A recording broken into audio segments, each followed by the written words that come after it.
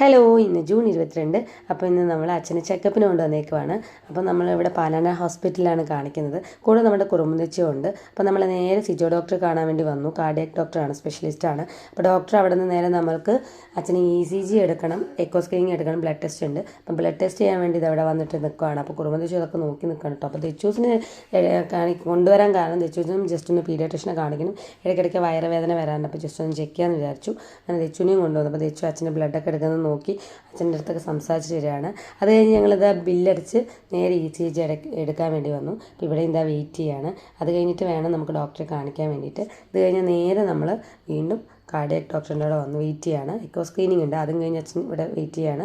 അപ്പോഴത്തേക്കും ദച്ചുവിൻ്റെ ഡോക്ടർ വന്നോന്ന് അറിയാൻ വേണ്ടി ദച്ചുവിനെയും കൂട്ടി ഞാൻ നേരെ റീന ഡോക്ടറിൻ്റെ അവിടെ പോയി. അവിടെ നോക്കിയപ്പോൾ ഡോക്ടർ റൗണ്ട്സിന് പോയി പോകണം. വരുന്ന വഴി കാപ്പി വേണമെന്ന് പറഞ്ഞ് ഒരു ചിക്കൻ റോളും വേണമെന്ന് പറഞ്ഞ് അതും മേടിച്ച് കൊടുത്ത് അച്ഛനൊരു കാപ്പി മേടിച്ച് ഇവിടെ വന്നു കേട്ടോ. അപ്പോൾ നമ്മൾ അവിടെ വന്ന് അച്ഛന് കാപ്പി കുടിക്കുന്നുണ്ട്, നമ്മുടെ കുറുമ്പും ദച്ചു അവിടെ കഴിച്ചുകൊണ്ടിരിക്കുന്നുണ്ട്. അങ്ങനെ ഞങ്ങൾ ഡോക്ടറെയൊക്കെ കണ്ടു. ഡോക്ടറെ കണ്ടപ്പോൾ അച്ഛന് ഭയങ്കര ഹാപ്പിയായി. കാരണം അച്ഛൻ ഏകദേശം അച്ഛൻ റിക്കവറായി വരുന്നുണ്ട് എന്ന് പറഞ്ഞു. അച്ഛന് കുറച്ച് നടക്കാമെന്ന് പറഞ്ഞു. അത് തന്നെ അച്ഛന് ഭയങ്കര സന്തോഷമായിരുന്നു കേട്ടോ. പിന്നെ മരുന്നൊക്കെ മേടിക്കാൻ ദച്ചുവിനെ ടെസ്റ്റ് ചെയ്തപ്പോൾ ഓക്കെയാണ്, ആൾ കുഴപ്പമൊന്നുമില്ല. അങ്ങനെ അച്ഛനെ 2 അനു ഡോക്ടറെയും എല്ലാവരെയും കാണിച്ച് ഞങ്ങളവിടെ വെയിറ്റ് ചെയ്യണം. നല്ല തിരക്ക് മെഡിസിൻ വാങ്ങുന്ന അവിടെ കേട്ടോ. അപ്പോൾ പുറത്ത് വെയിറ്റ് ചെയ്തു.